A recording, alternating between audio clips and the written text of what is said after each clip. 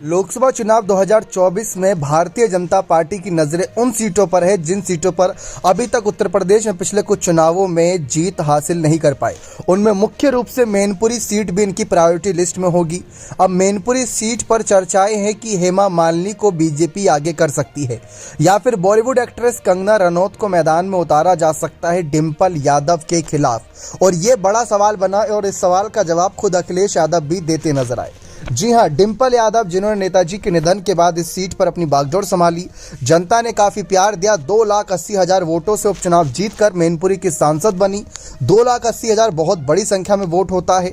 अब इस पर सपा मुखिया और पूर्व सीएम अखिलेश यादव से जब पूछा गया कि डिम्पल यादव के खिलाफ बीजेपी हेमा मालिनी या कंगना रनौत को मैदान में उतार सकती है, इस सवाल पर सपा मुखिया अखिलेश यादव ने हंसते हुए कहा कि इससे अच्छा चुनाव क्या होगा। सोचो, अगर ऐसा हो जाए तो कितना शानदार चुनाव होगा। अगर ये होता है तो बीजेपी को वोट ढूंढने पड़ेंगे कि वोट कहां है। अगर ऐसा चुनाव होगा तो बड़ा शानदार और ऐतिहासिक होगा। इस समय डिम्पल यादव यूपी की मैनपुरी लोकसभा सीट से सांसद हैं। आपको याद दिला दें कि हेमा मालिनी भी इस समय सांसद हैं और कंगना रनौत चुनावी मैदान में उतरने की कोशिश कर रही हैं, क्योंकि गुजरात के द्वारकाधीश पहुंची थी कंगना रनौत और उनसे लोकसभा चुनाव लड़ने का जवाब देते हुए कहा था कि श्री कृष्ण की कृपा रही तो चुनाव लड़ेंगे।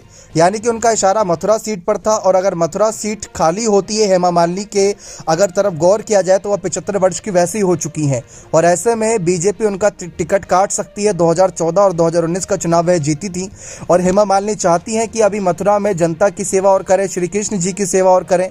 लेकिन अगर बीजेपी उन्हें चुनाव लड़ाएगी ही तो मैनपुरी से आगे कर सकती है, क्योंकि सबको पता है कि मैनपुरी सीट बीजेपी नहीं जीत पाई। और अगर हेमा मालिनी, जो कि इस बार उम्मीद लगा रही है कि वे चुनावी मैदान में उतरेंगी, लेकिन बीजेपी का नियम कहता है कि 75 वर्ष होने के बाद चुनावी मैदान में नहीं उतारा जाएगा। और अगर उतारा भी जाता है तो एक ऐसी सीट से उतार दिया जहां पर पहले ही हार नजर आ रही हो, तो वहां पर बड़ा खेल हो सकता है। और हेमा मालिनी बड़ा चेहरा बन चुकी हैं, तो हेमा मालिनी को आगे करना या फिर नए तौर पर उतरी कंगना रनौत जो पहली बार उतरेंगी चुनावी मैदान में, उनको आगे करना बीजेपी के लिए बड़ा फैसला हो सकता है। ऊपर से इसी फहरिस्त में अपर्णा यादव के भी नाम की चर्चा थी, लेकिन उनको उपचुनाव में भी नहीं उतारा गया। अब देखते हैं डिम्पल को हराने के लिए बीजेपी किसको आगे करेगी। आपको क्या लगता है कि कौन हरा पाएगा डिम्पल को? अपनी राय कमेंट सेक्शन में जरूर रखिएगा। बहुत बहुत धन्यवाद।